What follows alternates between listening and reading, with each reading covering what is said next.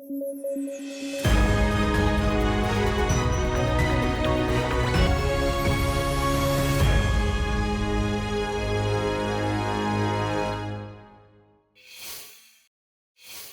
प्रदेश की राजधानी भोपाल में जिला प्रशासन ने भीख मांगने, दान देने और भिखारियों से कोई भी सामान खरीदने पर प्रतिबंध लगा दिया है। कुछ वक्त पहले ऐसा ही एक ऑर्डर मध्य प्रदेश के सबसे स्वच्छ शहर इंदौर में भी लाया गया था। भोपाल जिला प्रशासन ने भारतीय नागरिक सुरक्षा संहिता BNSS की धारा 163(2) के तहत भीख मांगने, दान देने और भिखारियों से कोई भी सामान खरीदने पर पूरी तरह प्रतिबंध लगाया है। साथ ही नियमों का उल्लंघन करने वालों पर BNSS की धारा 223 के तहत मुकदमा भी चलाया जाएगा। BNSS की धारा 163 एक महत्वपूर्ण प्रावधान है जो आपातकालीन स्थिति में उत्पन्न होने वाली परेशानियों या संभावित खतरे को रोकने के लिए बनाई गई है। भारतीय नागरिक सुरक्षा संहिता 2023 की धारा 163 परेशानियों या संभावित खतरे के मामलों में तुरंत कार्रवाई के लिए मजिस्ट्रेट को एक मजबूत कानूनी उपकरण, लीगल टूल प्रदान करती है। यह धारा आपातकालीन स्थितियों में तुरंत कार्रवाई के लिए जिला मजिस्ट्रेट को अधिकार देती है ताकि सार्वजनिक शांति और सुरक्षा बनाए रखी जा सके। धारा 163(2) के मुताबिक यदि स्थिति आपातकालीन है या संबंधित व्यक्ति को समय पर सूचना देने का वक्त नहीं है तो इस धारा के तहत एक तरफा आदेश जारी किया जा सकता है। यह प्रावधान उन स्थितियों के लिए अत्यंत महत्वपूर्ण है जहां तुरंत कार्रवाई की जरूरत होती है। वहीं भारतीय न्याय संहिता BNS की धारा 223 के तहत उन लोगों को दंडित किया जाता है जो किसी लोक सेवक द्वारा घोषित आदेश की अवहेलना करते हैं। इस धारा के तहत किसी आदेश का पालन नहीं किया जाता तो व्यक्ति को 6 महीने तक का साधारण कारावास, 2500 रुपए तक का जुर्माना या दोनों से दंडित किया जा सकता है। यदि आदेश की अवहेलना से मानव जीवन, स्वास्थ्य या सुरक्षा को खतरा होता है या होने की संभावना हो तो कारावास को 1 साल तक बढ़ाया भी जा सकता है और जुर्माने को 5000 रुपए तक किया जा सकता है। देखिए, देश में भिक्षावृत्ति पर कोई केंद्रीय कानून नहीं है, लेकिन कई राज्यों ने अपने खुद के कानून जरूर बनाए हैं। इन राज्यों के कानून Bombay prevention of beggary act 1959 पर आधारित हैं। साल 1959 में तत्कालीन बॉम्बे प्रांत में बेसहारा व्यक्तियों, कुष्ठ रोगियों या मानसिक बीमारियों से पीड़ित लोगों को सड़कों से दूर रखने के लिए यह कानून बनाया गया था। इस कानून के तहत पुलिस सड़कों से उन लोगों को उठा सकती थी जिनके पास आजीविका के लिए कोई साधन न हो। लेकिन साल 2018 में दिल्ली उच्च न्यायालय ने इस कानून की कुछ धाराओं को असंवैधानिक करार देते हुए भीख मांगने को अपराध की श्रेणी से बाहर कर दिया था। यह देश का पहला ऐसा न्यायालय था जिसने अधिनियम के प्रावधानों को निरस्त किया हो। इसमें अधिकारियों को बिना वारंट के किसी भी व्यक्ति को भीख मांगते हुए गिरफ्तार करने की अनुमति को असंवैधानिक घोषित कर दिया गया था। दिल्ली हाई कोर्ट ने अपनी टिप्पणी में कहा था कि लोग सड़कों पर भीख इसलिए नहीं मांगते क्योंकि वे ऐसा करना चाहते हैं, बल्कि इसलिए मांगते हैं क्योंकि उन्हें इसकी जरूरत होती है। भीख मांगना उनके जीवन यापन का अंतिम सहारा है। उनके पास जीवित रहने का कोई दूसरा साधन नहीं। सरकार को यह सुनिश्चित करने का अधिकार है कि सभी नागरिकों को बुनियादी सुविधाएं मिले, लेकिन भिखारियों की उपस्थिति इस बात का सबूत है कि राज्य अपने सभी नागरिकों को ये सुविधाएं प्रदान करने में कामयाब नहीं हुआ है। भारत में लोग भीख केवल गरीबी की वजह से नहीं मांगते। बहुत कम वर्ग ऐसा है जो हेल्पलेस हो और भीख मांगने के अलावा उनके पास कोई विकल्प ना हो। भारत में भिक्षावृत्ति में एक बड़ा रैकेट भी काम करता है, जिसमें छोटे बच्चों को ड्रग्स देकर उनसे भीख मंगवाई जाती है। इसलिए देश में इस चुनौती से निपटने के लिए एक राष्ट्रीय कानून के साथ फ्रेमवर्क की जरूरत है, जिसमें भिक्षावृत्ति में शामिल लोगों को शेल्टर दिया जाए और उन्हें आर्थिक तौर पर सशक्त किए जाने की जरूरत है। आप कमेंट बॉक्स में जरूर बताइए कि भोपाल में हुआ ये फैसला ठीक है या फिर नहीं।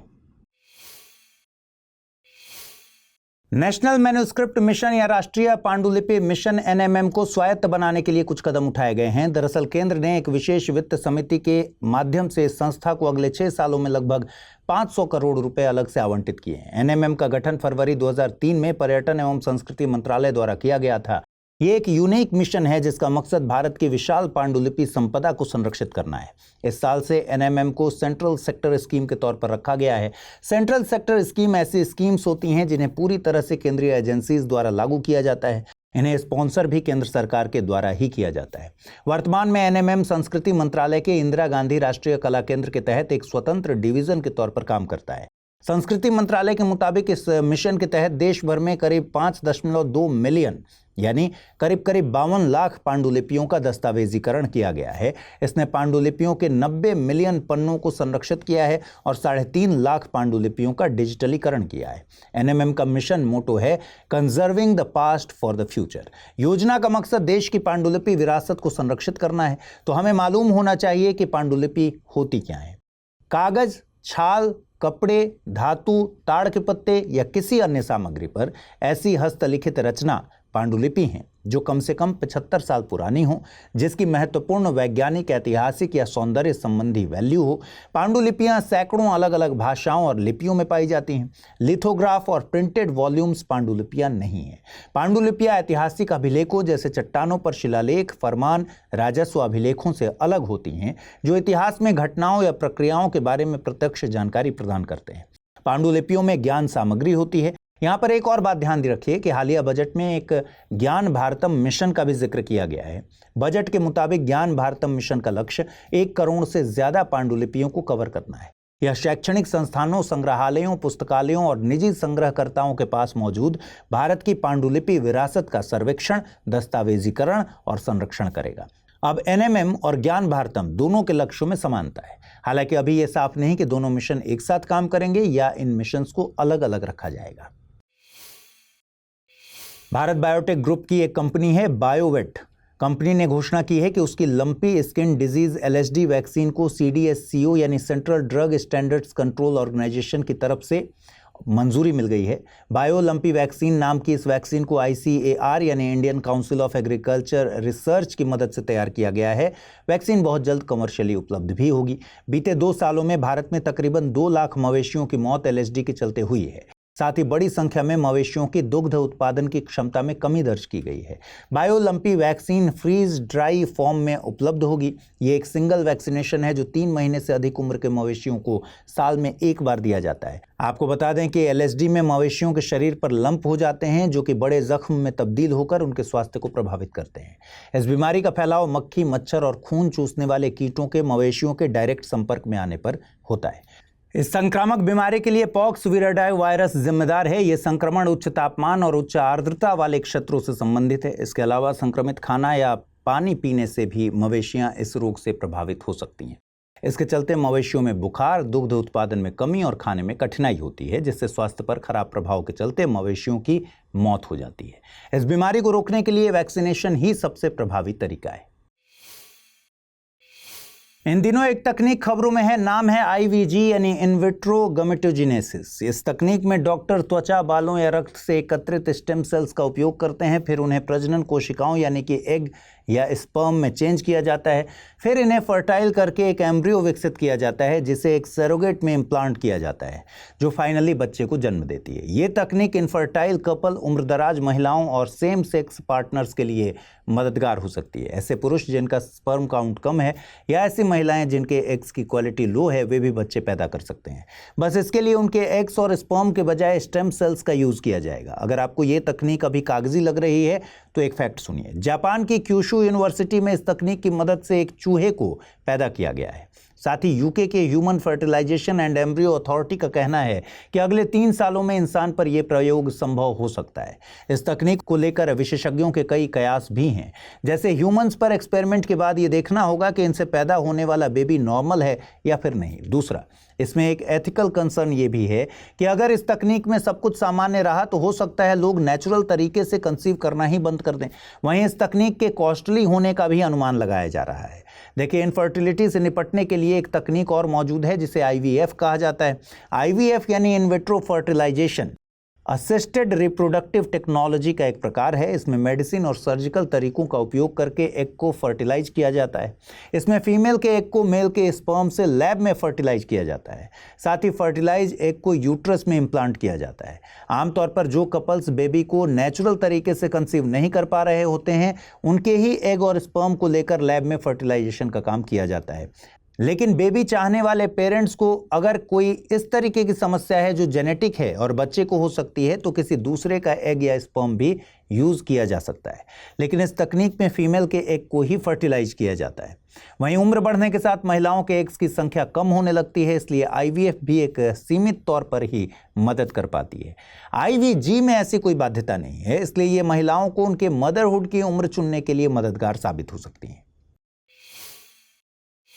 आइए देखते हैं आज का टर्म ऑफ द डे। आज का टर्म ऑफ द डे है ग्लोबल टैक्स डील।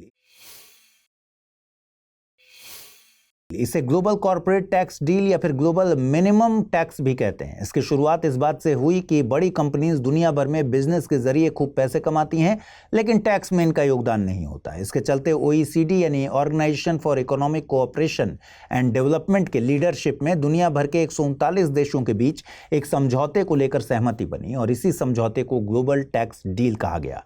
इस समझौते के दो मुख्य पिलर्स हैं। पहले पिलर के मुताबिक जिन देशों में कंपनीज के ग्राहक हैं वे उन कंपनीज पर कर लगा सकते हैं, भले ही उनका उस देश में कोई कार्यालय न हो। उदाहरण के लिए अमेज़न और गूगल जैसी दिग्गज टेक फर्म अब उन देशों में कर चुकाएंगी जहां उनके उत्पाद बेचे जाते हैं। दूसरा पिलर है कि समझौते में वैश्विक न्यूनतम कर दर 15% निर्धारित की गई है। कंपनीज चाहें जहां भी काम करें, उन्हें कम से कम 15% कर चुकाने की बाध्यता होगी। ध्यान रहे कि अभी यह समझौता लागू नहीं हुआ है। पहला सवाल है, साइक्लोन 2025 संयुक्त सैन्य अभ्यास के संबंध में निम्नलिखित कथनों पर विचार कीजिए। यह भारत और मिस्र के बीच होने वाला एक संयुक्त सैन्य अभ्यास है। 2025 में इसका आयोजन राजस्थान में किया गया है। सही कथन या कथनों को चुनना है, केवल एक, केवल दो, एक और दो, दोनों, न तो एक और नहीं दो। अगला प्रश्न है, बजट 2025-26 में ज्ञान भारतम मिशन को लॉन्च करने की घोषणा की गई है। इस मिशन का संबंध है पांडुलिपियों के संरक्षण से, गुरुकुल परंपरा को पुनर्जीवित करने से, वैदिक परंपरा को बढ़ावा देने से या फिर भारतीय भाषाओं के साहित्य को संरक्षित करने से। पहला सवाल था, खबरों में रहा माउंट तारानाकी किस देश में स्थित है? इंडोनेशिया, न्यूजीलैंड, ऑस्ट्रेलिया या फिर म्यांमार? सही जवाब है विकल्प बी यानी न्यूजीलैंड। और अगला प्रश्न था, यूएन ह्यूमन राइट्स काउंसिल के संबंध में निम्नलिखित कथनों पर विचार कीजिए। इसका मुख्यालय जेनेवा में स्थित है। यूएन के सभी 193 सदस्यों को इसकी सदस्यता हासिल होती है।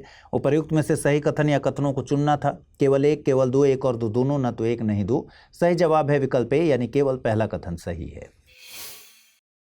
10 से 11 फरवरी के बीच पेरिस में AI एक्शन समिट का आयोजन किया जा रहा है। भारत के प्रधानमंत्री नरेंद्र मोदी इस समिट में सह अध्यक्ष के तौर पर शामिल हुए हैं। इस समिट में गूगल, OpenAI जैसी बड़ी AI कंपनीज भी शामिल हो रही हैं। साथ ही USA की तरफ से उपराष्ट्रपति जेंडी वेंस शामिल हो रहे हैं। समिट के मुद्दों में public interest AI, future of work, trust in AI, innovation and culture और ग्लोबल AI गवर्नेंस शामिल हैं। वैश्विक AI समिट की कड़ी में पेरिस में आयोजित हो रही समिट तीसरी है। इससे पहले साल 2023 और 2024 में 2 AI सेफ्टी समिट्स आयोजित की जा चुकी हैं। साल 2023 में ये समिट ब्रिटेन में आयोजित हुई थी। वहीं साल 2024 में ये आयोजन दक्षिण कोरिया के सियोल में हुआ था। पेरिस में आयोजित हो रही ये समिट कई मायनों में अहम है। मसलन पहले की दोनों समिट्स में AI के नेगेटिव इम्पैक्ट्स को लेकर चिंता जाहिर की गई थी। वहीं पेरिस समिट में इसके ब्राइडर साइड को डिस्कस किया जा रहा है। इस समिट में भारत सह अध्यक्ष के तौर पर शामिल हो रहा है, लेकिन सवाल उठाया जा रहा है कि भारत वैश्विक AI में कहां स्टैंड करता है। जब से चीन ने डीप सीक AI को तैयार किया है, तब से भारत फंडिंग का तर्क भी नहीं दे सकता, क्योंकि चीन का डीप सीक AI USA की दिग्गज AI कंपनीज की तुलना में बहुत कम पैसे में तैयार किया गया है। तकनीकी की दुनिया में भारत ने आधुनिक समय में गूगल और एप्पल सरीखी कंपनीज भी तैयार नहीं की हैं। हालांकि फिनटेक यानी फाइनेंशियल टेक्नोलॉजी की दुनिया में UPI जरूर ग्लोबल पेमेंट सिस्टम बनने की दिशा में आगे बढ़ रहा है। भारत को AI में सफल होने के लिए 2 एरियाज में काम करने की बेहद जरूरत है। सबसे पहले तो भारत को लोकल लेवल पर AI टेक्नोलॉजी को विकसित करने की जरूरत है। ये AI ऐसा हो जो OpenAI या गूगल पर डिपेंड ना हो। इसके लिए जरूरत है कि सरकार निजी कंपनीज पर इस तरीके का इकोसिस्टम बनाए जिससे AI में निवेश किया जा सके। इसके अलावा भारत को रिस्पॉन्सिबल AI के लिए फ्रेमवर्क तैयार करने की भी जरूरत है। 11 से 14 फरवरी के बीच इंडिया एनर्जी वीक का आयोजन किया जा रहा है। ये इवेंट नई दिल्ली स्थित यशोभूमि में आयोजित किया जा रहा है। इसका आयोजन ministry of petroleum and natural gas के द्वारा किया जा रहा है।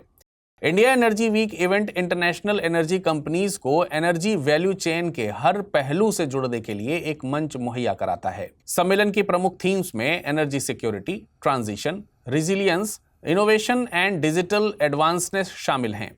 इस दौरान भारत की प्रधानमंत्री उज्ज्वला योजना का भी प्रदर्शन किया जाएगा। प्रधानमंत्री उज्ज्वला योजना ministry of petroleum and natural gas की फ्लैगशिप स्कीम है। इसे 1 मई 2016 को प्रधानमंत्री नरेंद्र मोदी ने यूपी के बलिया से लॉन्च किया था। इसका मकसद ग्रामीण और वंचित परिवारों को क्लीन कुकिंग फ्यूल जैसे LPG मुहैया कराना है। ऐसे परिवार परंपरागत तौर पर खाना बनाने के लिए लकड़ी, कोयला और गोबर के उपलों का इस्तेमाल करते हैं, जिससे ग्रामीण क्षेत्रों की महिलाओं के स्वास्थ्य पर नकारात्मक प्रभाव पड़ता है। इस इवेंट का शुभारंभ प्रधानमंत्री नरेंद्र मोदी के द्वारा वर्चुअली किया गया और इस मौके पर प्रधानमंत्री ने कहा है कि 21वीं सदी भारत की है। भारत केवल अपनी ग्रोथ नहीं कर रहा है बल्कि भारत दुनिया की ग्रोथ में भी भागीदार बन रहा है। साथ ही भारत का एनर्जी सेक्टर इस क्षेत्र में बड़ी भूमिका निभा रहा है। भारत के एनर्जी सेक्टर के लिए 5 पिलर्स निर्धारित किए गए हैं, जिनमें पहला पिलर है कि भारत ऊर्जा के लिए अपने देश में मौजूद संसाधनों का ही दोहन कर रहा है। दूसरा पिलर है कि भारत इस क्षेत्र में अपने इनोवेटिव माइंड्स को नवाचार करने के लिए बढ़ावा दे रहा है। तीसरा पिलर है कि भारत में आर्थिक मजबूती और राजनीतिक स्थायित्व है। चौथा पिलर है कि भारत एक रणनीतिक लोकेशन पर स्थित है, इसलिए एनर्जी ट्रेड आसानी से हो सकता है। पांचवें पिलर के मुताबिक भारत वैश्विक स्तर पर सतत विकास के लिए प्रतिबद्ध है। इस बार 11 फरवरी को दुनिया भर में सेफर इंटरनेट डे मनाया गया। यह दिन हर साल फरवरी के दूसरे मंगलवार को मनाया जाता है। देखिए, इंटरनेट ने हमारी लाइफ आसान तो की है, लेकिन इसके साथ साइबर क्राइम्स जैसे खतरे भी जुड़े हैं।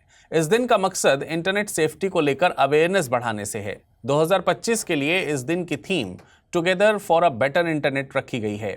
इस मौके पर इंस्टाग्राम ने इंटरनेट सेफ्टी की दिशा में कदम बढ़ाते हुए भारत में 3 अकाउंट्स पहल लॉन्च की है। ये अकाउंट्स भारत से पहले यूएसए, यूके, कनाडा और ऑस्ट्रेलिया में पहले ही लॉन्च किए जा चुके हैं। 3 अकाउंट्स का मकसद टीनेजर्स को नकारात्मक कंटेंट से बचाना है, साथ ही अजनबियों के साथ उनके इंटरेक्शन को लिमिट करना भी है। साथ ही अकाउंट्स ऐप पर बिताए जाने वाले वक्त पर भी लिमिट लगाते हैं। इंस्टाग्राम पर 16 साल से कम उम्र के लोगों के लिए सेटिंग में बदलाव के लिए माता पिता की परमिशन की जरूरत होगी। 3 अकाउंट्स में एक नए फॉलोवर को परमिशन देनी होती है। साथ ही इन अकाउंट्स को नॉन फॉलोवर्स द्वारा देखे जाने पर रोक है। इसके अलावा 16 साल से कम उम्र के यूजर्स को मैसेजिंग पर भी प्रतिबंध होगा, इसलिए केवल वे ही इन अकाउंट्स पर मैसेज भेज सकते हैं जिनसे वे कनेक्टेड हैं। 3 अकाउंट्स को लेकर उन लोगों के द्वारा ही टैग किया जा सकता है जिन्हें ये फॉलो करते हैं। इन अकाउंट को सेंसिटिव कंटेंट से भी शील्ड किया जाता है। इसके अलावा इंस्टाग्राम ने अपनी एज वेरिफिकेशन प्रोसेस को और भी ज्यादा मजबूत करने की बात कही है। सुप्रीम कोर्ट ने तमिलनाडु के गवर्नर आर.एन. रवि से सवाल किए हैं। ये सवाल तमिलनाडु राज्य विधानमंडलों द्वारा विधेयकों पर स्वीकृति रोक लेने के संबंध से हैं। दरअसल मामला है कि तमिलनाडु के गवर्नर आर.एन. रवि कई विधेयकों पर चुप्पी साधे रहे हैं, मतलब कि उन्होंने अपनी स्वीकृति भी नहीं दी है और ना ही उन्हें वापस भेजा है। जब उनसे सालों बाद इस बारे में पूछा गया तो जवाब आया कि उन्होंने राष्ट्रपति के लिए इन विधेयकों को विदहोल्ड किया था। अदालत इस मामले में संविधान के अनुच्छेद 200 के दायरे पर भी विचार कर रही है। संविधान के अनुच्छेद 200 के मुताबिक जब साधारण विधेयक को गवर्नर की मंजूरी के लिए उनके सामने लाया जाता है तो गवर्नर के पास 4 रास्ते होते हैं। एक तो वे विधेयक को मंजूरी दे सकते हैं, जिससे विधेयक कानून बन जाएगा। दूसरा रास्ता है कि विधेयक को रोक लिया जाए और उस पर साइन न किया जाए। इस तरह विधेयक कानून नहीं बन पाएगा। तीसरा रास्ता है विधेयक को रिकंसिडरेशन के लिए सदन या दोनों सदनों के केस में दोनों सदनों को वापस भेज दिया जाए। इस मामले में अगर बिल को संशोधन के साथ या बगैर वापस गवर्नर के पास लाया जाता है तो उन्हें मंजूरी देनी ही होती है। और एक चौथा रास्ता है कि विधेयक को राष्ट्रपति के कंसिडरेशन के लिए रोक लिया जाए। Governor RN. रवि का प्रतिनिधित्व कर रहे अटॉर्नी जनरल आर. वेंकटरमणी, उन्होंने अनुच्छेद 200 की व्याख्या करते हुए कहा है कि इसके पहले उपबंध के तहत राज्यपाल को यह अधिकार है कि वे किसी विधेयक को विधानमंडल को पुनर्विचार के लिए लौटा सकते हैं, लेकिन यह केवल तब लागू होता है जब विधेयक में छोटे मोटे सुधार किए जा सकते हों। यदि कोई विधेयक केंद्र के विधायी अधिकार क्षेत्र का अतिक्रमण करता है या संविधान के अनुरूप नहीं है तो यह पहला उपबंध लागू नहीं होता। ऐसे मामले में राज्यपाल पारंपरिक रूप से स्वीकृति रोकने के बजाय विधेयक को राष्ट्रपति के पास भेजते हैं और उसकी असंवैधानिकता के कारण बताते हैं। इस स्थिति में राज्यपाल को विधानमंडल को कोई संदेश भेजने की जरूरत नहीं होती है। उनके तर्क का मकसद यह साबित करना था कि राज्यपाल ने तकनीकी रूप से विधेयकों को स्वीकृति नहीं रोकी है, बल्कि उन्हें राष्ट्रपति के पास भेजा है। इसलिए यदि विधानमंडल उसी विधेयक को दोबारा पारित करता है तो भी राज्यपाल इसे मंजूरी देने की बाध्यता नहीं रखता। कोर्ट ने मामले को जजमेंट के लिए रिजर्व कर लिया है। इस पूरे मामले में तमिलनाडु सरकार और आर.एन. रवि के वकीलों द्वारा खूब दलीलें पेश की गई हैं। बकौल तमिलनाडु सरकार अनुच्छेद 200 में राज्य सरकार ही बॉस है। वहीं आर.एन. रवि की दलीलों में कहा गया है कि उन्होंने तकनीकी पहलुओं को समझते हुए अपनी मंजूरी को रोका है। अब ये सुप्रीम कोर्ट पर डिपेंड करेगा कि पूरे मामले में कोर्ट संविधान के अनुच्छेद 200 की क्या व्याख्या करता है।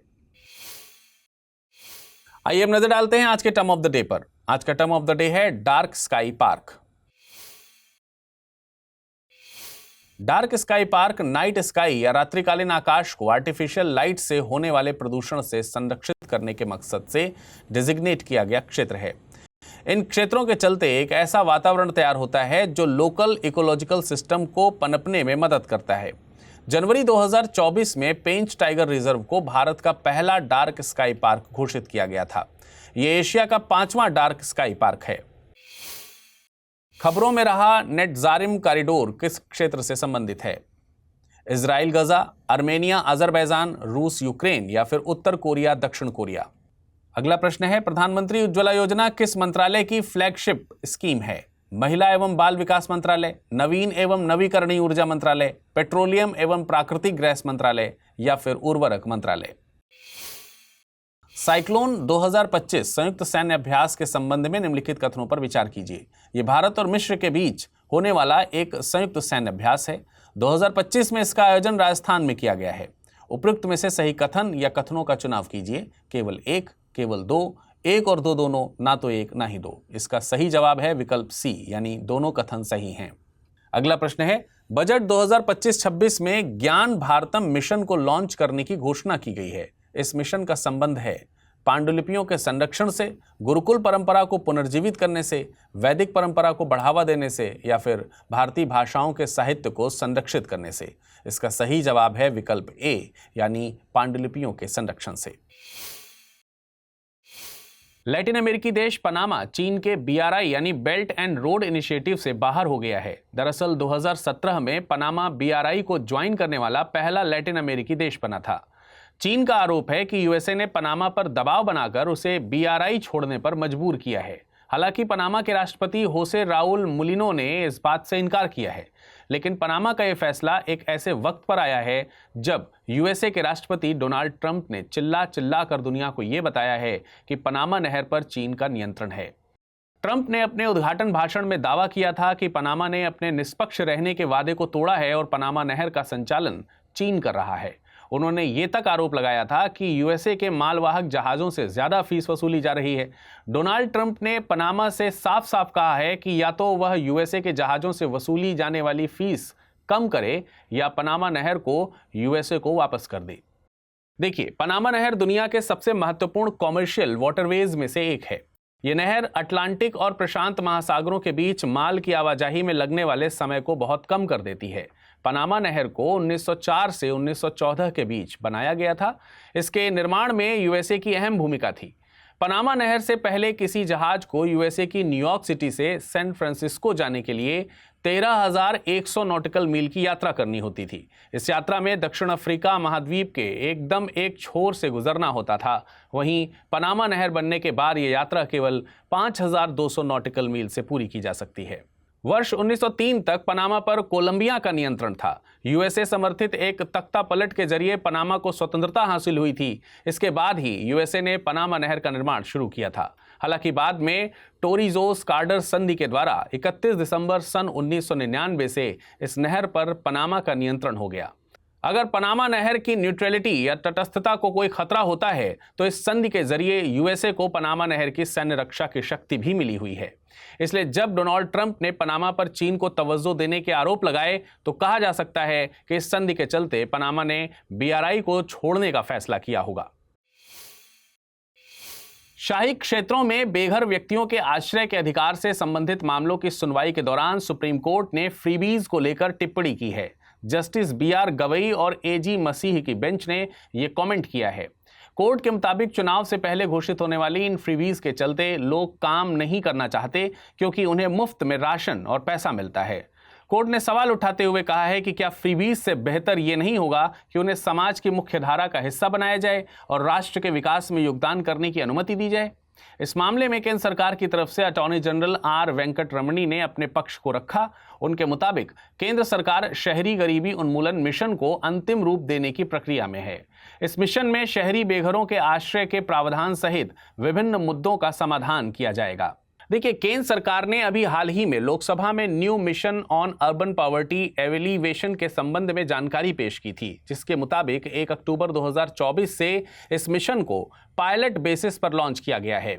इस मिशन के 5 कंपोनेंट हैं, जिसमें सामुदायिक नेतृत्व वाली संस्था विकास, वित्तीय समावेशन, सामाजिक अवसंरचना, कंजर्वेंस यानी कि अभिसारण और विशेष परियोजनाएं शामिल हैं। इसमें मुख्य तौर पर निर्माण कामों में लगे श्रमिक, परिवहन श्रमिक, घरों में काम करने वाले श्रमिक, गिग वर्कर्स, कचरे का निपटान करने वाले वर्कर्स को टारगेट किया गया है।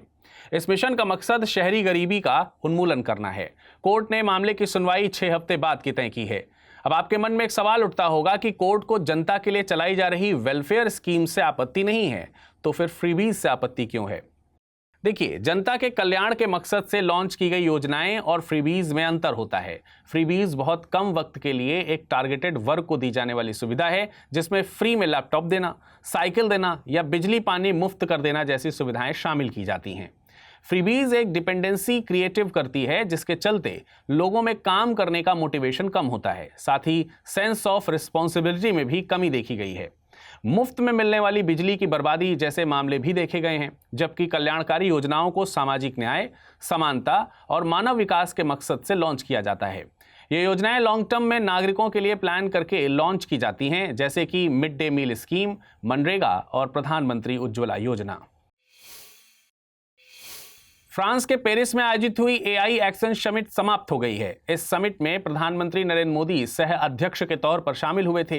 भारत ने अगली एआई समिट की मेजबानी के लिए दावेदारी पेश की है। साथ ही प्रधानमंत्री नरेंद्र मोदी ने कहा है कि एआई को लेकर सबसे बड़ी चिंता ये है कि लोगों के रोजगार खत्म ये कर देगा। ये चिंताएं हर तकनीकी के लॉन्च होने के साथ सामने आती हैं। एआई के साथ भी जॉब चुनौतियां आएंगी, लेकिन इसमें काम का नेचर बदलेगा, काम के अवसर नहीं। नई तकनीकी अपने साथ नए जॉब के अवसर भी लेकर आती है। समिट में inclusive and sustainable artificial intelligence for people and planet statement जारी किया गया। इस स्टेटमेंट में एक ह्यूमन सेंट्रिक एथिकल एआई पर जोर दिया गया है, जिस पर 58 देशों समेत यूरोपियन यूनियन और अफ्रीकन यूनियन ने हस्ताक्षर किए हैं, लेकिन यूके और यूएसए इससे बाहर हैं। यूएसए का तर्क है कि एआई के क्षेत्र में रेगुलेशन को कम किया जाए। यूएसए का मानना है कि एआई की संभावनाओं को देखे जाने की जरूरत है। इस मौके पर India France declaration on artificial intelligence भी अपनाया गया है। साथ ही India France year of innovation 2026 का लोगो भी लॉन्च किया गया है। Indo French centre for the digital sciences के लिए भी एक समझौता किया गया है और इसके अलावा स्मॉल मॉड्यूलर रिएक्टर्स के निर्माण को भी लेकर भारत और फ्रांस के बीच एक समझौता हुआ है। साथ ही फ्रांस के मार्सिले में भारत के वाणिज्य दूतावास का शुभारंभ भी किया गया है। 12 फरवरी को ऋषि दयानंद सरस्वती की जयंती मनाई जाती है। दयानंद सरस्वती का जन्म 12 फरवरी सन 1824 को गुजरात के काठियावाड़ के मोरबी में हुआ था। उनके बचपन का नाम मूलशंकर था। भारत के दूसरे राष्ट्रपति सर्वपल्ली राधाकृष्णन ने उन्हें आधुनिक भारत के निर्माता की संज्ञा दी थी। सत्यार्थ प्रकाश उनकी प्रमुख रचनाओं में से एक है। साल 1875 में उन्होंने सामाजिक असमानताओं का मुकाबला करने के लिए आर्य समाज की स्थापना की थी। आर्य समाज ने सामाजिक सुधारों और शिक्षा पर जोर देकर समाज को जगाने में महत्वपूर्ण भूमिका दी। यह एक एकेश्वरवादी संप्रदाय था जिसने वैदिक शिक्षाओं के आधार पर एक एकीकृत हिंदू समाज को बढ़ावा दिया। आर्य समाज की वेबसाइट के मुताबिक आर्य समाज का मुख्य उद्देश्य इस पृथ्वी के अज्ञान, अभाव और अन्याय को मिटाना है। उन्होंने वैदिक शिक्षा को बढ़ावा देने के साथ साथ वेदों की ओर लौटों का आह्वान भी किया। सन 1883 में उनकी मृत्यु के बाद उनके अनुयायियों के एक धड़े ने पंजाब में उनके नाम पर दयानंद एंग्लो वैदिक यानी DAV स्कूल की स्थापना की। इसका उद्देश्य बच्चों को आधुनिक विषयों की शिक्षा देना और साथ ही उन्हें अपने धर्म और संस्कृति से जोड़े रखना था। उन्होंने महिला शिक्षा की वकालत के साथ बाल विवाह का भी विरोध किया। आइए हम नजर डालते हैं आज के टर्म ऑफ द डे पर। आज का टर्म ऑफ द डे है करप्शन यानी भ्रष्टाचार। ट्रांसपेरेंसी इंटरनेशनल के मुताबिक भ्रष्टाचार से मतलब है कोई व्यक्ति जिसे शक्तियां या पावर दी गई हैं, उस व्यक्ति द्वारा अपनी शक्तियों का दुरुपयोग अपने निजी लाभ के लिए किया जाना। करप्शन कहीं भी हो सकता है। किसी भी पब्लिक सर्वेंट द्वारा सेवाओं के बदले में पैसों की मांग करना या पैसे लेना करप्शन है। किसी राजनेता द्वारा जनता के धन का दुरुपयोग करना, जनता के पैसों का इस्तेमाल निजी कामों के लिए किया जाना भ्रष्टाचार है। किसी कंपनी द्वारा डील मंजूर करने के लिए ऑफिसर्स को पैसे या गिफ्ट ऑफर करना भी करप्शन के दायरे में आता है। आप बताइए अपने आसपास कौन सा करप्शन आपने होते हुए देखा है। ट्रांसपेरेंसी इंटरनेशनल की 2024 की रिपोर्ट के अनुसार भ्रष्टाचार के मामले में भारत किस स्थान पर है? 96वें, 97वें या 76वें या फिर 75वें? अगला प्रश्न है, पनामा नहर के संबंध में निम्नलिखित कथनों पर विचार कीजिए। ये नहर प्रशांत महासागर को अटलांटिक महासागर से जोड़ती है। वर्तमान में इस पर पनामा का नियंत्रण है। इसके निर्माण में यूएसए ने मुख्य भूमिका निभाई है। उपरोक्त में से सही कथन या कथनों का चुनाव कीजिए। केवल 1 और 2, केवल 2 और 3, केवल 1 और 3 या फिर 1, 2 और 3। पहला प्रश्न था, खबरों में रहा नेटजारिम कॉरिडोर किस क्षेत्र से संबंधित है? इजराइल गजा, आर्मेनिया अजरबैजान, रूस यूक्रेन, उत्तर कोरिया दक्षिण कोरिया। इसका सही जवाब है विकल्प ए यानी इजराइल गजा। प्रधानमंत्री उज्ज्वला योजना किस मंत्रालय की फ्लैगशिप स्कीम है? महिला एवं बाल विकास मंत्रालय, नवीन एवं नवीकरणीय ऊर्जा मंत्रालय, पेट्रोलियम एवं प्राकृतिक गैस मंत्रालय या फिर उर्वरक मंत्रालय। इसका सही जवाब है विकल्प सी यानी पेट्रोलियम एवं प्राकृतिक गैस मंत्रालय। 13 फरवरी के दिन सरोजिनी नायडू की जयंती मनाई जाती है। इस दिन को देश में राष्ट्रीय महिला दिवस के तौर पर मनाया जाता है। ध्यान रहे 8 मार्च को अंतर्राष्ट्रीय दिवस के तौर पर मनाया जाता है, जो कि एक अलग दिन है। सरोजिनी नायडू का जन्म 13 फरवरी सन 1879 को हैदराबाद में हुआ था। Sarojini Naidu Nightingale of India के तौर पर प्रसिद्ध हैं। स्वतंत्रता सेनानी के इतर भारतीय साहित्य में उनकी भूमिका कवित्री के तौर पर भी अहम रही है। गोल्डन थ्रेशोल्ड उनकी कविताओं का संग्रह है। बाजार्स ऑफ हैदराबाद भी उनकी प्रसिद्ध रचनाओं में शामिल है। साल 1914 में उन्हें रॉयल सोसाइटी ऑफ लिटरेचर के लिए भी चुना गया था। वे इंडियन नेशनल कांग्रेस यानी भारतीय राष्ट्रीय कांग्रेस के अधिवेशन की अध्यक्षता करने वाली दूसरी महिला और पहली भारतीय महिला रही थीं। ध्यान रहे कि इंडियन नेशनल कांग्रेस की अध्यक्षता करने वाली पहली महिला एनी बेसेंट थी, जो कि आयरिश मूल की थी। इस तरह आईएनसी यानी इंडियन नेशनल कांग्रेस की पहली भारतीय महिला अध्यक्ष के तौर पर सरोजिनी नायडू का नाम याद रखना है। उन्होंने 1925 में हुए इंडियन नेशनल कांग्रेस के 40वें अधिवेशन की अध्यक्षता की थी। इंडियन नेशनल कांग्रेस का 40वां अधिवेशन कानपुर में आयोजित हुआ था। सरोजिनी नायडू संविधान सभा में शामिल 15 महिलाओं में से एक थीं और वे उत्तर प्रदेश की पहली महिला राज्यपाल भी रही हैं। उन्होंने 1931 में आयोजित दूसरी राउंड टेबल कॉन्फ्रेंस या गोलमेज सम्मेलन में महात्मा गांधी के साथ भागीदारी भी की थी। इसके अलावा नमक सत्याग्रह शुरू करने के बाद महात्मा गांधी ने धरसना में स्थित गवर्नमेंट सॉल्ट फैक्ट्री पर रेड करने की घोषणा की थी, लेकिन इससे पहले ही महात्मा गांधी को अरेस्ट कर लिया गया। इसके बाद धरसना तक मार्च को अब्बास तैयब जी को लीड करना था, लेकिन उनकी गिरफ्तारी के बाद इस धरसना में नमक सत्याग्रह का नेतृत्व सरोजिनी नायडू के द्वारा किया गया था। यहां पर पुलिस ने आंदोलनकारियों का बहुत क्रूरता से दमन कर दिया था। इस घटना का जिक्र अमेरिकन जर्नलिस्ट वेब मिलर ने किया है। 13 फरवरी 2025 को PMSGMBY यानी प्रधानमंत्री सूर्य घर मुफ्त बिजली योजना को लॉन्च हुए 1 साल पूरा हो गया है। इस योजना को प्रधानमंत्री नरेंद्र मोदी ने नवीन एवं नवीकरणीय ऊर्जा मंत्रालय के तहत 13 फरवरी 2024 को लॉन्च किया था। इस योजना का मकसद छतों पर सौर पैनल लगाने की सुविधा प्रदान करके घरों को मुफ्त बिजली उपलब्ध कराना था। PMSGMBY दुनिया की सबसे बड़ी घरेलू स्तर पर रूफटॉप सोलर परियोजना है। इस परियोजना का मकसद मार्च 2027 तक 1 करोड़ परिवारों को सौर ऊर्जा की सप्लाई करना है। अभी तक के आंकड़ों के मुताबिक 27 जनवरी 2025 तक इस योजना से 4.86 लाख परिवारों को लाभ मिल चुका है। इन आंकड़ों में अगर योजना के लाभार्थियों को राज्यवार देखा जाए तो सबसे ज्यादा लाभार्थी 41.47% गुजरात में ही मौजूद हैं। वहीं 22.79% लाभार्थियों के साथ महाराष्ट्र दूसरे नंबर पर आता है। इस योजना के कई लाभ हैं, जैसे घरों को मुफ्त में बिजली प्रदान करना। देखिए, इस योजना के तहत घरों में सोलर रूफटॉप लगाने के लिए सब्सिडी दी जाती है, जिससे बिजली उत्पादित की जाती है, जो कि फाइनली परिवार के बिजली बिल को कम करने में मददगार है। इसके अलावा सरकार का अनुमान है कि सौर ऊर्जा को बढ़ावा देने से सरकार की ऊर्जा लागत में सालाना 75,000 करोड़ रुपए की कमी आएगी।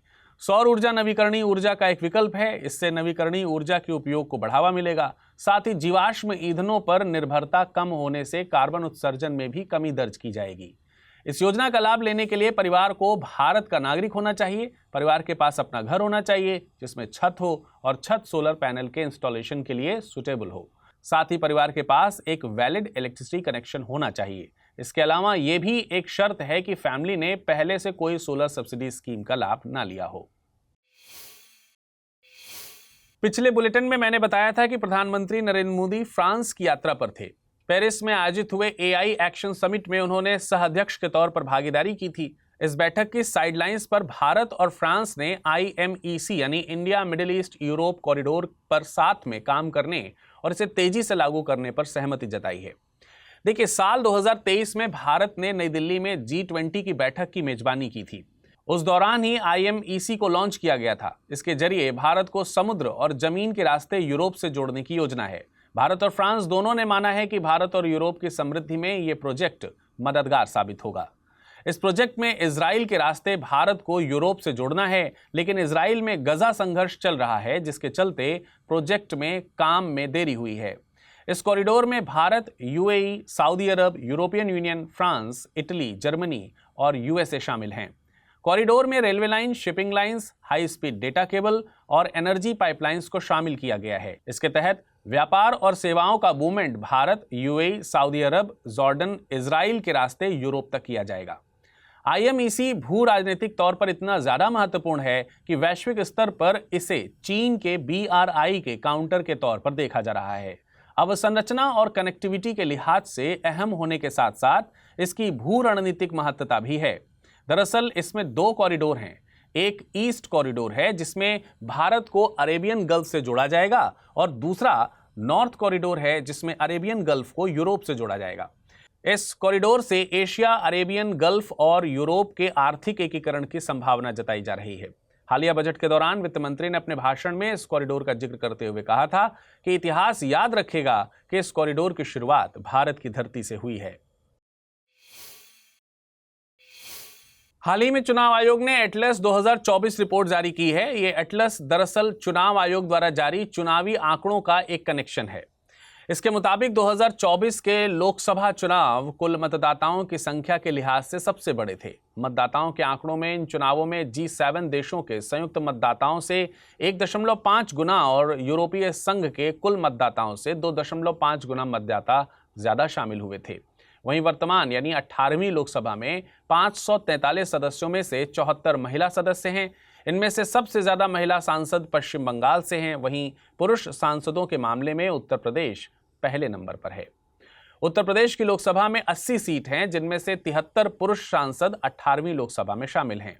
2024 के लोकसभा चुनावों में भारत के चुनावी इतिहास में दूसरी बार एक और दिलचस्प रुझान देखने को मिला।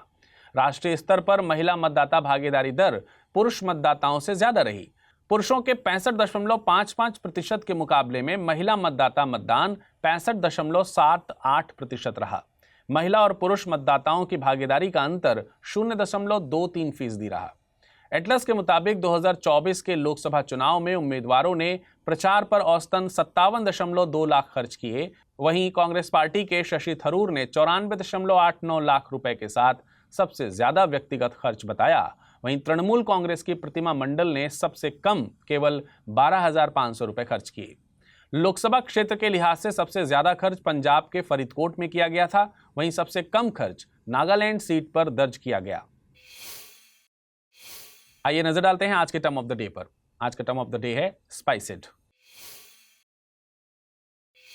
स्पाइसेड का फुल फॉर्म है sustainability in spice sector through progressive, innovative and collaborative interventions for export development. SPICED एक बहुआयामी योजना है। इसका मकसद भारत के मसाला उद्योग को बढ़ावा देना है, किसानों की आजीविका में सुधार और मसाला उत्पादन में भारत की स्थिति को मजबूत करना है।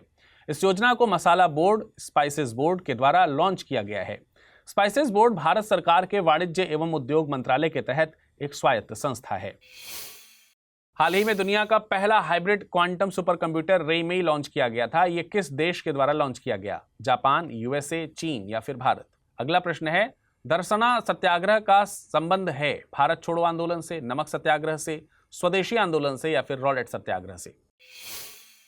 ट्रांसपेरेंसी इंटरनेशनल की 2024 की रिपोर्ट के अनुसार भ्रष्टाचार के मामले में भारत किस स्थान पर है? 96वें, 97वें, 76वें या फिर 75वें? इसका सही जवाब है विकल्प ए, यानी भारत 96वें स्थान पर है। अगला प्रश्न था, पनामा नहर के संबंध में निम्नलिखित कथनों पर विचार कीजिए। यह नहर प्रशांत महासागर को अटलांटिक महासागर से जोड़ती है। वर्तमान में इस पर पनामा का नियंत्रण है। इसके निर्माण में USA ने मुख्य भूमिका निभाई है। उपरोक्त में से सही कथन या कथनों का चुनाव कीजिए। केवल 1 और 2, केवल 2 और 3, केवल 1 और 3 या फिर 1, 2 और 3? इसका सही जवाब है विकल्प डी, यानी तीनों कथन सही हैं। मणिपुर में एन बीरेन सिंह के मुख्यमंत्री पद से इस्तीफे के बाद अब राज्य में राष्ट्रपति शासन लागू कर दिया गया है। गृह मंत्रालय ने इसकी अधिसूचना जारी कर दी है। अधिसूचना में कहा गया है कि राष्ट्रपति द्रौपदी मुर्मू की राय है कि ऐसी स्थिति उत्पन्न हो गई है जिसमें उस राज्य की सरकार संविधान के प्रावधानों के अनुसार नहीं चल सकती। अब इसलिए संविधान के अनुच्छेद 356 द्वारा प्रदत्त शक्तियों और उस संबंध में मुझे सक्षम बनाने वाली सभी अन्य शक्तियों का प्रयोग करते हुए मैं घोषणा करती हूं कि मैं भारत के राष्ट्रपति के रूप में मणिपुर राज्य के सभी कार्यों और उस राज्य के राज्यपाल में निहित या उनके द्वारा प्रयोग की जा सकने वाली सभी शक्तियों को अपने हाथ में लेती हूं। ऐसे में आइए सबसे पहले समझते हैं कि क्या होता है राष्ट्रपति शासन। देखिए, भारतीय संविधान के अनुच्छेद 355 और अनुच्छेद 356 के तहत राज्यों और विधानसभा वाले केंद्र शासित प्रदेशों में राष्ट्रपति शासन लगाया जा सकता है। अनुच्छेद 355 केंद्र सरकार को राज्यों को बाहरी आक्रमण और आंतरिक अशांति से बचाने की ताकत देता है। वहीं किसी राज्य में संवैधानिक तंत्र के असफल या कमजोर पड़ने पर राष्ट्रपति अनुच्छेद 356 के तहत राज्य सरकार की शक्तियों को अपने अधीन कर लेते हैं। राष्ट्रपति शासन लगाने के लिए राज्यपाल राष्ट्रपति को रिपोर्ट भेजते हैं और फिर राष्ट्रपति केंद्रीय कैबिनेट की सलाह के बाद इसे लागू कर देते हैं। राष्ट्रपति शासन लागू होने के बाद मुख्यमंत्री के नेतृत्व वाली मंत्रिपरिषद भंग हो जाती है और राज्य सरकार के सभी मामले राष्ट्रपति के पास चले जाते हैं। ऐसी स्थिति में राष्ट्रपति शासन वाले प्रस्ताव पर 2 महीने के अंदर संसद के दोनों सदनों की मंजूरी लेनी होती है। राष्ट्रपति शासन को 6 महीने से लेकर अधिकतम 3 साल तक बढ़ाया जा सकता है। विशेष परिस्थितियों में इसकी सीमा और अधिक हो सकती है। हालांकि एक बार में इसे केवल 6 महीने तक ही बढ़ाया जा सकता है। देश में पहली बार अनुच्छेद 356 का इस्तेमाल देश के पहले प्रधानमंत्री जवाहरलाल नेहरू ने साल 1951 में किया था। इसे पंजाब में लगाया गया था, जिसे करीब 1 साल तक जारी रखा गया था। आगे एक प्रधानमंत्री और हुई जिन्होंने अनुच्छेद 356 का 50 बार इस्तेमाल किया और वो नाम है श्रीमती इंदिरा गांधी का। उन्होंने अपने कार्यकाल में विपक्षी और क्षेत्रीय दलों की सरकारों को इस अनुच्छेद का इस्तेमाल करके गिरा दिया। अब आप सोच रहे होंगे कि मणिपुर में अपनी ही पार्टी की सरकार के खिलाफ केंद्र ने राष्ट्रपति शासन क्यों लगाया, तो इसका एक लाइन में जवाब है सरकार गिरने का डर। हम ऐसा क्यों कह रहे हैं, ये समझने के लिए आपको पहले विधानसभा में मौजूदा सदस्यों के गणित को समझना होगा। देखिए, साल 2022 में मणिपुर में भारतीय जनता पार्टी ने अपनी सरकार बनाई। 60 विधानसभा सीटों वाले राज्य की विधानसभा में बीजेपी ने 32, कांग्रेस ने 5 और अन्य ने 23 सीटों पर जीत दर्ज की। नतीजों के करीब 5 महीने बाद जनता दल यूनाइटेड के जीते हुए 6 में से 5 विधायकों ने बीजेपी ज्वाइन कर ली थी। इसके बाद मणिपुर में बीजेपी के पास अपने 37 विधायक हो गए और 11 विधायक सहयोगी दल के हैं, मतलब पूर्ण बहुमत है। मणिपुर में अगला विधानसभा चुनाव साल 2027 में है, यानी अभी सरकार चलाने के लिए बीजेपी के पास राज्य में तकरीबन 3 साल शेष बचे हैं। चूंकि हम ये जानते हैं कि मई 2023 से राज्य में जातीय संघर्ष चल रहा है, जिसमें 250 से ज्यादा लोगों की मौत हो चुकी है। हिंसा की वजह से मैतेई और कुकी दोनों समुदाय के 60,000 से ज्यादा लोगों को विस्थापित भी होना पड़ा है। ज्यादातर लोग इसके लिए बीरेन सिंह की सरकार को दोषी ठहराते हैं। मणिपुर के अंदर ही बीरेन सिंह को लेकर बीजेपी की लीडरशिप बटी हुई है। पार्टी के अंदर बीरेन सिंह को लेकर प्रो और एंटी गुट बन गए थे। कुकी लोग बीरेन और उनके लोगों को नहीं चाहते थे, वहीं मैतेई किसी कुकी नेतृत्व को नहीं देखना चाहते थे। बीजेपी के भी कई कुकी विधायक चुनकर आए हैं। ये विधायक केंद्रीय नेतृत्व में लगातार शिकायत कर रहे थे। उधर 10 फरवरी से राज्य में विधानसभा का सत्र शुरू होने वाला था। इसमें विपक्ष बीरेन सिंह के खिलाफ अविश्वास प्रस्ताव लाने की तैयारी भी कर रहा था। ऐसे में बीजेपी को डर था कि फ्लोर टेस्ट के दौरान उनके नाराज विधायक पार्टी व्हिप की अवहेलना करके बीरेन सिंह के खिलाफ वोट कर सकते हैं। केंद्र अपनी सरकार होते हुए ऐसा होना पार्टी के लिए शर्मिंदगी का कारण बन सकता था। ऐसे में पार्टी ने 9 फरवरी को ही बीरेन सिंह से मुख्यमंत्री पद से इस्तीफा मांग लिया। अब 10 फरवरी से मणिपुर विधानसभा का जो सत्र शुरू होना था, उस पर भी संकट मंडराने लगा। ऐसे में पार्टी के सामने सबसे बड़ी चुनौती किसी ऐसे नेता को चुनने की थी जो राज्य में सभी पक्षों को संभाल पाए, लेकिन किसी एक नेता पर सहमति नहीं बन पाई। मणिपुर में विधानसभा का अंतिम सत्र 12 अगस्त 2024 को पूरा हुआ था और अगला सत्र 6 महीने के अंदर बुलाया जाना था, लेकिन नई सरकार नहीं बन पाने की वजह से ऐसा नहीं हो सका। संविधान के अनुच्छेद 174 के भाग 1 के मुताबिक विधानसभा के 2 सत्रों के बीच 6 महीने से ज्यादा का अंतर नहीं हो सकता है। ऐसे में राज्य में संवैधानिक संकट की स्थिति पैदा हो गई और बीजेपी की नेतृत्व वाली केंद्र सरकार को खुद ही अपनी पार्टी की सरकार के खिलाफ राष्ट्रपति शासन लगाना पड़ गया।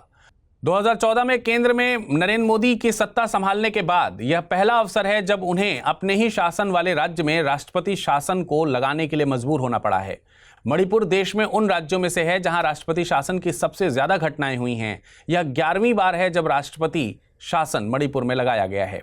पहली बार 12 जनवरी से 19 मार्च 1967 तक 66 दिनों के लिए राष्ट्रपति शासन लगाया गया था। सबसे लंबी अवधि के लिए 17 अक्टूबर सन 1969 से 22 मार्च सन 1972 तक 2 साल और 157 दिनों तक के लिए लगाया गया था और सबसे आखिरी मामला 2 जून 2001 से 6 मार्च 2002 तक 277 दिनों का था। मणिपुर में रिशांग कीशिंग अपना कार्यकाल पूरा करने वाले पहले मुख्यमंत्री हैं। ये कांग्रेस पार्टी से थे। कांग्रेस के ही ओकाराम इबोबी सिंह पहले ऐसे मुख्यमंत्री थे जिन्होंने एक नहीं बल्कि 3 कार्यकाल पूरे किए।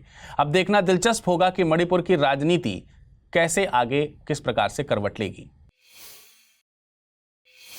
हाल ही में अमेरिका से भारत के लिए कई अच्छी खबरें सामने आई हैं। दरअसल अमेरिकी राष्ट्रपति डोनाल्ड ट्रंप ने हाल ही में प्रधानमंत्री नरेंद्र मोदी के साथ बैठक की। बैठक में एक खास घोषणा की है। घोषणा यह थी कि अमेरिका भारत की अंतर्राष्ट्रीय ऊर्जा एजेंसी में फुल मेंबर बनने की कोशिशों का समर्थन करेगा। चलिए समझते हैं कि यह क्यों इंपॉर्टेंट है। देखिए, अंतर्राष्ट्रीय ऊर्जा एजेंसी यानी IEA 1974 में बनी थी। IEA का मुख्यालय पेरिस यानी कि फ्रांस में है।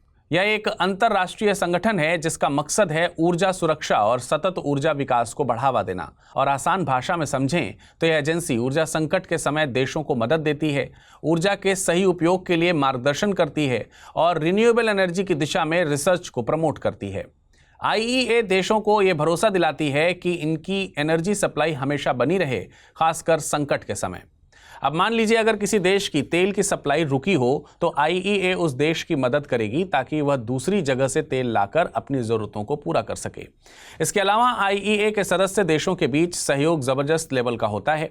वे एक दूसरे को मदद करते हैं और साथ में नई तकनीकों और विचारों का भी साझा करते हैं। जैसे मान लीजिए कि अगर जापान ने किसी नई एनर्जी टेक्नोलॉजी का विकास किया तो IEA के बाकी सदस्य देश उसे सीख सकते हैं और अपने यहाँ लागू कर सकते हैं। अब देखिए, पूर्ण सदस्य बनना वैसे ही है जैसे कि आप ऐप की प्रीमियम मेंबरशिप लेते हैं। प्रीमियम मेंबरशिप लेने के बाद आप उस ऐप के सभी फीचर्स को एक्सेस कर पाते हैं। वैसे ही कोई देश IEA का जब फुल मेंबर बन जाता है तो उसे ऊर्जा तकनीकी के बारे में बहुत सी नई जानकारी मिलती है। मान लीजिए भारत IEA का फुल मेंबर बनता है तो भारत को उन तकनीकों पर भी पहुंच होगी जिससे सौर ऊर्जा का और भी दक्षतापूर्वक बेहतर ढंग से इस्तेमाल किया जा सकता है। इस तरह से IEA का फुल मेंबर बनने पर देश को न केवल ऊर्जा के मामले में मदद मिलती है बल्कि वे आपसी सहयोग और सुरक्षा भी बढ़ा सकते हैं। इसलिए अमेरिका का भारत की अंतर्राष्ट्रीय ऊर्जा एजेंसी में फुल मेंबर बनने की कोशिशों का समर्थन करना भारत के लिए बेहद इंपॉर्टेंट है। क्या आप ग्रीन गोल्ड के बारे में जानते हैं? जब आप गोदावरी नदी के घाटी के एरिया में जाएंगे तो यहां आपको ढेर सारे खेत, जंगल और पहाड़ मिलेंगे। गोदावरी घाटी एरिया में महाराष्ट्र, आंध्र प्रदेश, छत्तीसगढ़ और ओडिशा का हिस्सा आता है। इसके अलावा मध्य प्रदेश, कर्नाटक और पुडुचेरी के भी कुछ छोटे हिस्से इसमें कवर होते हैं। ये एरिया बहुत उपजाऊ है। ये चावल, गन्ना, दाल, टीक और साल के पेड़ों के लिए प्रसिद्ध तो है ही, लेकिन ये एक और चीज के लिए फेमस है, वो है बांस। दरअसल इस एरिया में बांस की एक खास प्रजाति पाई जाती है जो मानसून के दौरान गोदावरी घाटी के जंगलों में विशेष रूप से उगती हैं। बांस की इस प्रजाति को कोंडा वेदरू कहा जाता है। तकनीकी तौर पर कोंडा वेदरू को डेंड्रोकेलेमस स्ट्रिक्स कहते हैं। यही कहलाता है ग्रीन गोल्ड। गोदावरी घाटी में ही रहने वाली कोंडा रेड्डी जनजाति को यहाँ ग्रीन गोल्ड का रक्षक कहा जाता है। कोंडा रेड्डी जनजाति आंध्र प्रदेश की गोदावरी घाटी में स्थित एक विशेष रूप से कमजोर जनजातीय समूह है। दरअसल कोंडा रेड्डी जनजातीय कोंडा वेदरू के बैम्बू शूट्स को अपने भोजन और संस्कृति का अभिन्न हिस्सा मानती हैं। बैम्बू शूट्स का मतलब बांस की कोपलों या बांस के नए अंकुर होते हैं। ये बांस के पौधों के नर्म, छोटे और नए नवेले भाग होते हैं जो जमीन से निकलते हैं। आइए अब समझते हैं कि इसको ग्रीन गोल्ड क्यों कहा जाता है। देखिए, पहली बात तो यह है कि कोंडा वेदरू की एक अच्छी खासी पोषण वैल्यू है जिसमें अमीनो एसिड, प्रोटीन, कार्बोहाइड्रेट, वसा, fibre, vitamin C, vitamin E, calcium, phosphorus और आयरन होता है। इसके अलावा इसमें एंटीऑक्सीडेंट और एंटी इन्फ्लेमेटरी गुण होते हैं जो शरीर को फायदा पहुंचाते हैं। यहां तक कि भारतीय चिकित्सा अनुसंधान परिषद के राष्ट्रीय पोषण संस्थान हैदराबाद ने 2017 में कोंडा वेदरू को वेजिटेबल फूड कैटेगरी में ईडेबल के रूप में लिस्टेड किया है। दूसरी बात यह है कि कोंडा वेदरू से आर्थिक लाभ की संभावनाएं बढ़ी हैं। जैसे इन बांस के डंडों का उपयोग तंबाकू की खेती में किया जा रहा है। म्यूजिक इंस्ट्रूमेंट्स बनाने के लिए भी इसका बड़े पैमाने पर उपयोग किया जा रहा है। इसके अलावा इसके पोषक गुणों की वजह से चिल्ड्रन, प्रेग्नेंट वुमेन और लैक्टिंग मदर्स के लिए इस बांस से बने कई एडेबल आइटम्स की डिमांड फ्यूचर में बढ़ सकती है। इस खबर से जुड़े एक सवाल पर गौर कीजिए जो कि सिविल सेवा परीक्षा में 2019 में पूछा गया था। भारत ने विशिष्टतः असुरक्षित जनजातीय समूहों पर्टिकुलरली वल्नरेबल ट्राइब ग्रुप्स यानी पीवीटीजीएस के बारे में निम्नलिखित कथनों पर विचार कीजिए। पीवीटीजीएस देश के 18 राज्यों तथा एक संघ राज्य क्षेत्र में निवास करते हैं।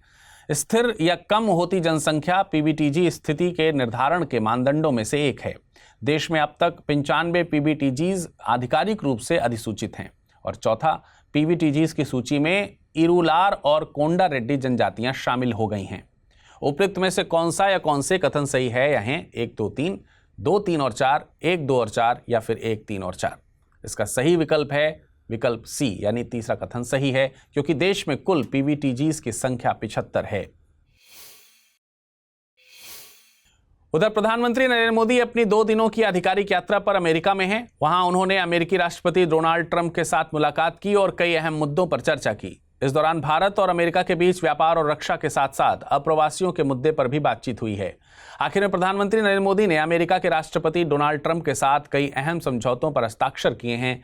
इसमें सबसे अहम व्यापार समझौता है जिसके तहत दोनों देशों ने 2030 तक आपसी व्यापार को दुगना कर $500 अरब तक पहुंचने का टारगेट सेट किया है।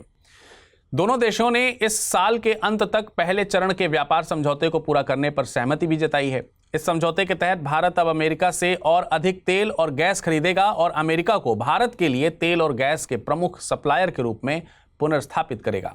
अमेरिका का टारगेट भारत का टॉप सप्लायर बनना है, जिससे अमेरिका का व्यापार घाटा कम होगा। वर्तमान में अमेरिका भारत का सबसे बड़ा व्यापारिक साझेदार है। भारत और अमेरिका के बीच कुल व्यापार $130 अरब का है, जिसमें अमेरिका का व्यापार घाटा $45 अरब का है। दोनों नेताओं ने पारस्परिक व्यापार बाधाओं को दूर करने की प्रतिबद्धता जताई और टीमों को एक निष्पक्ष व लाभकारी व्यापार समझौते पर काम करने का निर्देश दे दिया।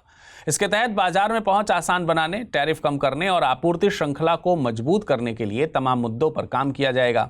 इसी समझौते के तहत अमेरिका भारत को अपनी सैन्य बिक्री में अरबों डॉलर की बढ़ोतरी करेगा और भारत को F-35 लड़ाकू विमान देगा। बदले में भारत अपने कानूनों में सुधार करके अमेरिकी परमाणु तकनीकी को भारतीय बाजार में प्रवेश कराएगा। इससे लाखों भारतीयों को सुरक्षित, स्वच्छ और सस्ती बिजली मिलेगी। इसके अलावा एक करार हुआ है कि अमेरिकी प्रशासन ने 26/11 मुंबई आतंकी हमले के आरोपी तहव्वुर राना के प्रत्यार्पण की मंजूरी दे दी है। वहीं अंतरिक्ष क्षेत्र में प्रगति पर बात करते हुए कहा गया है कि इसरो और नासा के बीच आपसी सहयोग से विकसित निसार उपग्रह को जल्द ही एक भारतीय लॉन्च व्हीकल के जरिए अंतरिक्ष में भेजा जाएगा। साथ ही दोनों देशों ने लिथियम और दुर्लभ रणनीतिक खनिजों के लिए पुनर्प्राप्ति और प्रसंस्करण पहल शुरू करने का भी फैसला किया है। इस समझौते के तहत अमेरिका का ध्यान अहम खनिजों, उन्नत प्रोडक्ट्स और फार्मास्यूटिकल्स के लिए मजबूत आपूर्ति श्रृंखला स्थापित करने पर है। आइए अब नजर डालते हैं आज के टर्म ऑफ द डे पर। आज का टर्म ऑफ द डे है 1-2-3 एग्रीमेंट। 1-2-3 एग्रीमेंट को भारत अमेरिका 1-2-3 एग्रीमेंट भी कहा जाता है। यह एक ऐतिहासिक सिविल न्यूक्लियर एग्रीमेंट है जो 2005 में भारत और अमेरिका के बीच हुआ था। इस एग्रीमेंट का नाम 1-2-3 इसलिए पड़ा क्योंकि यह अमेरिकी न्यूक्लियर लॉ के सेक्शन 123 के तहत हुआ था। सेक्शन 123 विदेशी देशों के साथ अमेरिका का सिविल न्यूक्लियर कोऑपरेशन निर्धारित करता है। सिविल न्यूक्लियर एग्रीमेंट एक ऐसा एग्रीमेंट होता है जिसमें एक देश दूसरे देश के साथ न्यूक्लियर एनर्जी के शांतिपूर्ण उपयोग के लिए हाथ मिलाता है, हथियार बनाने के लिए नहीं। ऐसे एग्रीमेंट में देश के बीच न्यूक्लियर रिएक्टर, न्यूक्लियर फ्यूल और तकनीकी सहायता का आदान प्रदान किया जाता है ताकि वे अपनी ऊर्जा जरूरतों को पूरा कर सकें। ढोकरा आर्ट से संबंधित निम्नलिखित कथनों पर विचार कीजिए। ढोकरा आर्ट में सागवान की लकड़ी से बनी कलाकृतियां बनाई जाती हैं। बस्तर ढोकरा आर्ट को 2008 में भौगोलिक संकेतक यानी GI टैग प्राप्त हुआ था। उपरोक्त में से कौन सा या कौन से कथन सही है या हैं? केवल एक, केवल दो, एक और दो दोनों, इनमें में से कोई नहीं। कोंडा वेदरू का संबंध है जनजातियों में विवाह की एक प्रथा से, असम के घने जंगलों में मिलने वाली एक बंदर की प्रजाति से, पश्चिमी हिमालय में मिलने वाली एक औषधीय पौधे से, गोदावरी घाटी के जंगलों में पाए जाने वाली बांस की एक खास प्रजाति से। हाल ही में दुनिया का पहला hybrid quantum super computer Reimei launch किया गया। ये किस देश के द्वारा लॉन्च किया गया है? जापान, USA, चीन या फिर भारत? इसका सही जवाब है विकल्प ए यानी जापान। अगला प्रश्न था, धरसना सत्याग्रह का संबंध है भारत छोड़ो आंदोलन, नमक सत्याग्रह, स्वदेशी आंदोलन या फिर रॉलेट सत्याग्रह? इसका सही जवाब है विकल्प बी यानी नमक सत्याग्रह।